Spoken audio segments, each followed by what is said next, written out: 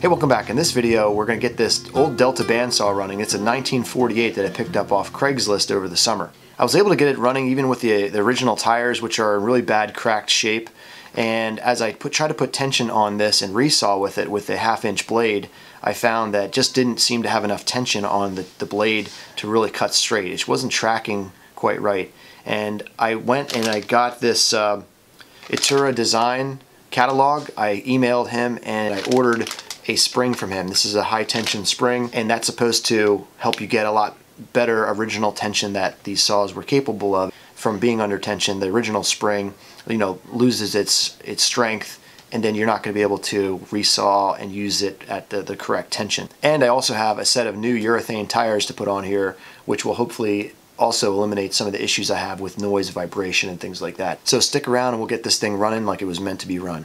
So here's the directions. I got this belt off of eBay from Polybelt, as you can see here.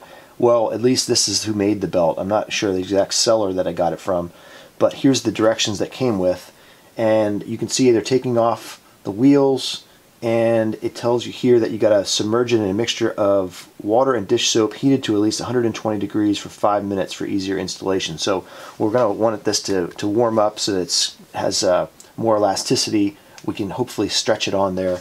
They even provided this tool here to help get it on there a little bit better, because what happens is if they don't send something like this, people use a screwdriver and that ends up tearing it. So that's good. It's nice and soft on the outside. This plastic here that should keep from damaging the belt. But from what I've seen in different YouTube videos, these can be a bear to get on. I've never tried to get them on yet, so this is my first time doing this. We'll see how it goes.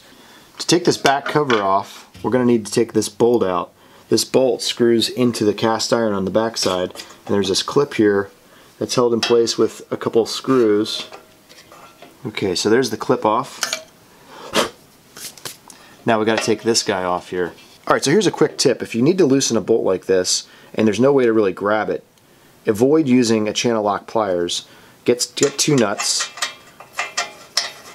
Luckily I save everything, so I have a bunch of nuts here that fit, that I found in my pile, and you're going to jam them on there and get them tight. So get them tight on there. Okay, now they're tight with each other. Now you should be able to back this whole thing out the other direction now, like that. So you use jam nuts like that, and now we'll be able to unscrew that whole guard.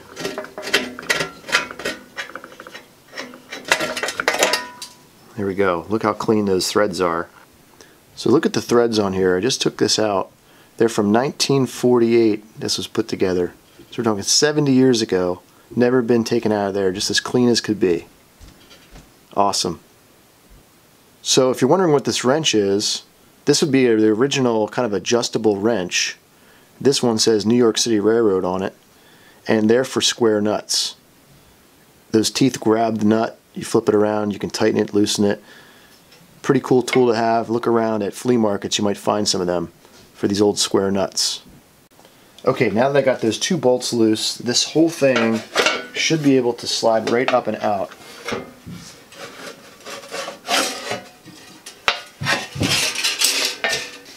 Okay, now it's time to take this old spring out. It looks like it just is held in with this square nut here. Another really cool thing I like about these old machines is they were all designed and built without any computers at all. Think about that. I mean, that's just unheard of nowadays. There's just nothing like it anymore around. The machining ability to create the machines that created these nuts and bolts and all these parts, castings, all done by hand. So there's the old spring. And here's our new one. I got this from Itura Design. They have an awesome catalog, but the funny thing about that company is he doesn't have a website, and you have to just email him to ask him to send a catalog, and he'll send this beautiful catalog that has all kinds of articles in it that he's written, comparisons. Very, very cool. So there we have the old versus the new as a comparison. Here's the old one. Let's see if I can compress it with my hands. A little bit. I can get a little bit of compression there. Here's the new one. No, not nearly as much. So definitely this one is stronger right away for that little test. Just take an old toothbrush, clean out some of the dust that's built up in there.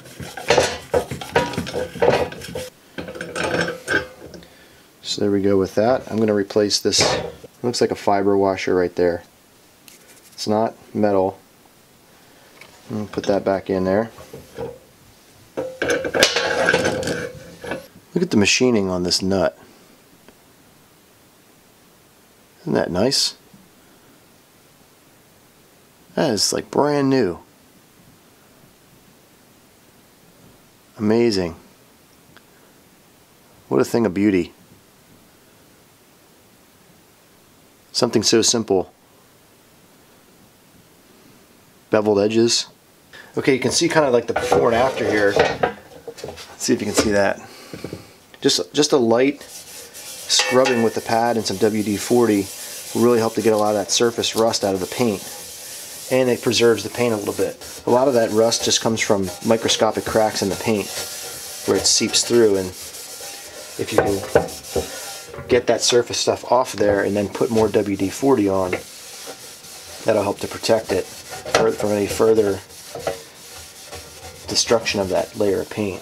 Okay, I have my new wheel in this bowl of warm water. It's warm soapy water, as they talk about doing here. Here's what I got this top wheel off, and that came off really with no effort at all. The nut was not on there very tightly, came off pretty easily. The bearings are still good. This top tire looks like it is probably the original tire. It's starting to get dry rotted and it's super smooth. So I'm gonna get this off of here. I'll get my, it's nice and warm. It says to 120 degrees. I didn't measure it, but I think it just really has to be. And I put some little dish soap in there too. Okay, so that should hold that in place. And we're going to go around, and I'll use this fancy tool they gave me here. Try to get this sucker on.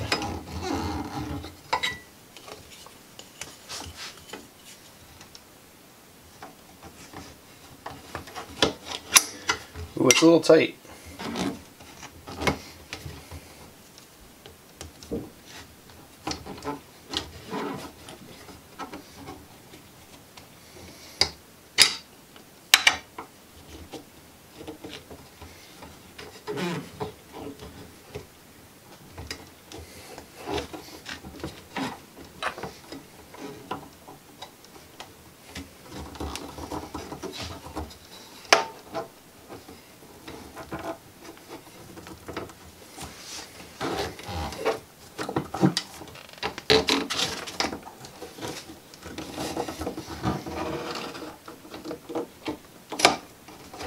Oh, I almost had it.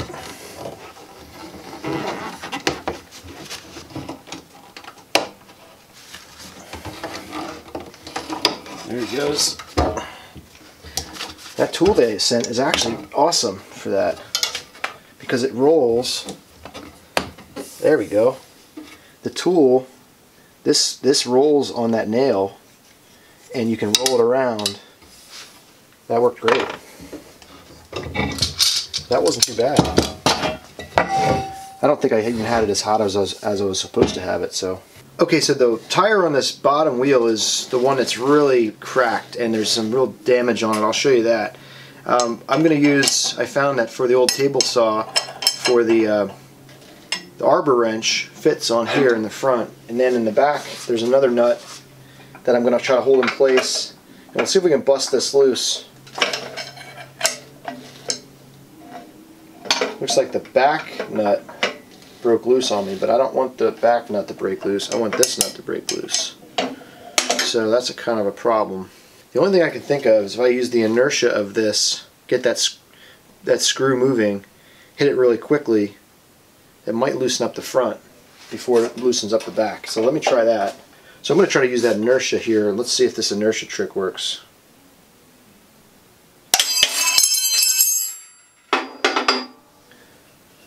It worked. Look at that. Awesome.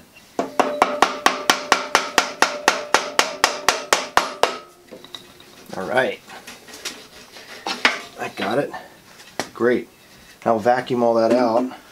Okay, here you can see a lot more of that damage that was on this lower tire, where it's definitely gone. I can rip this apart with my hand. Look at that. It's all deteriorated. That's probably, I would guess, that's the original rubber. While I have this bottom wheel and cover off, I just wanted to show you this dust collector that I came up with, this kind of shroud at the bottom. And what I used was a piece of stovepipe, and I cut it and notched it so that I can bend it around that radius down there. I put a piece of plywood on the back, and I created this scoop on the bottom. This piece is from a Harbor Freight dust collector kit that you would attach to the side of a table saw. So I just cut that away, and then I fit this piece of stovepipe in that half circle configuration there. So it really does suck the dust out that comes off of that saw. This is the buildup that has happened over, I would say, a couple months down here at the bottom. So it doesn't get everything because there's no hole right here, so some of it does settle right there, but it does keep the dust from kicking up into the shop, and it does a pretty good job.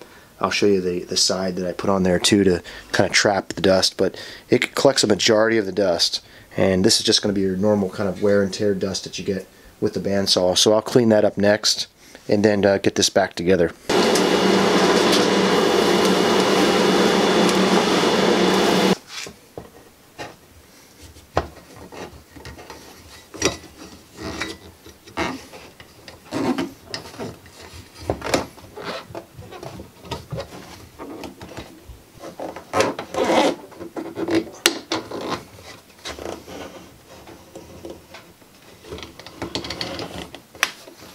There we go. I just used a paint scraper just to line it up in the middle. It's a tiny bit smaller. I don't think it's going to make that big of a difference, but it's a tiny bit smaller than the groove. Alright, so I got it all back together and I put a 1/2 inch blade on it. And I wasn't really able to resaw with a 1/2 inch blade before, like I mentioned, because it seemed like I wasn't getting enough tension. So we're going to test out that new spring and see if that's going to give us more tension to be able to do the resawing. And I think the new tires will also make a difference. What happens with these old saws sometimes is the covers tend to rattle, it seems. This back cover, for example, is only held on by these two bolts right here. There's no other connection, so it's pretty loose. And if that's leaning forward a little bit, it's going to rub with that wheel. So in order to take care of that situation, I'll bring you in closer here. So back here, hopefully you can see it, there's a little red piece of a plastic tie. And I just clipped a piece of that and I put it behind this bolt. And that shim, I put one on both sides. Those shims seem to move it back just enough so that when I turn this, it's not rubbing. So another thing, I put some extra washers. That's the original washer right there, and right there I put 2 extra washers on each side to bring this the front cover off of the wheel a little bit, and that solved some of the noise issues I was having with the saw. So maybe try those things with your saw. If you're having a lot of excess noise, that might help it. You might just have to shim it a little bit, adjust the angle of the wheel and make sure it's not rubbing, but you want to avoid the rubbing. There's a lot of signs that this had been rubbing in the past, but right now it's running real smooth. So I'm going to put this cover back on, and we're going to fire it up and you'll hear the sound. It has definitely a different sound with these new urethane tires. It has more of a high-pitched whistle sound, and it sounds like it's running a lot more smoothly than before.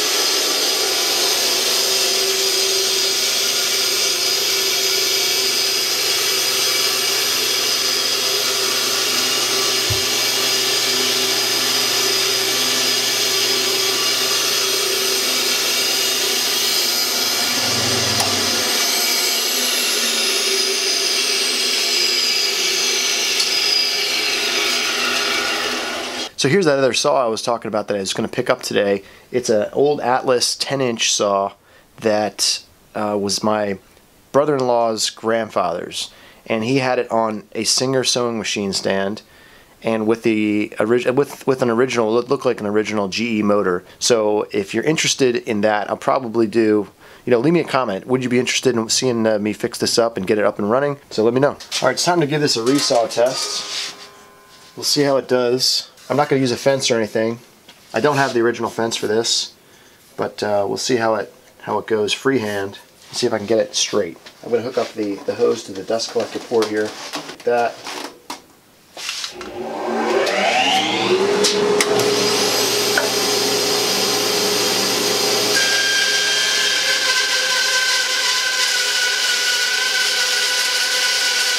So far, so good. Bring it in closer.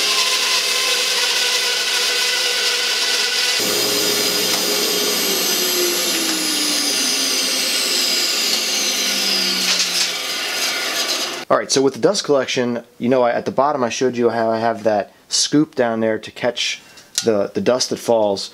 But what you have is a situation where this is open under here, and that dust tends to just fall out and fall over here. So I got a piece of stovepipe here, and I trimmed it and cut it so that it would fit up in there, and that would block that dust and those shavings from falling out. They hit this and are scooped down into there, and then the negative pressure there pulls them down. So I just use these magnets here to keep this in place, and that seems to work well. Once in a while it starts to vibrate itself down a little bit, but that will catch a lot of that dust. Let's see how it does on camera here.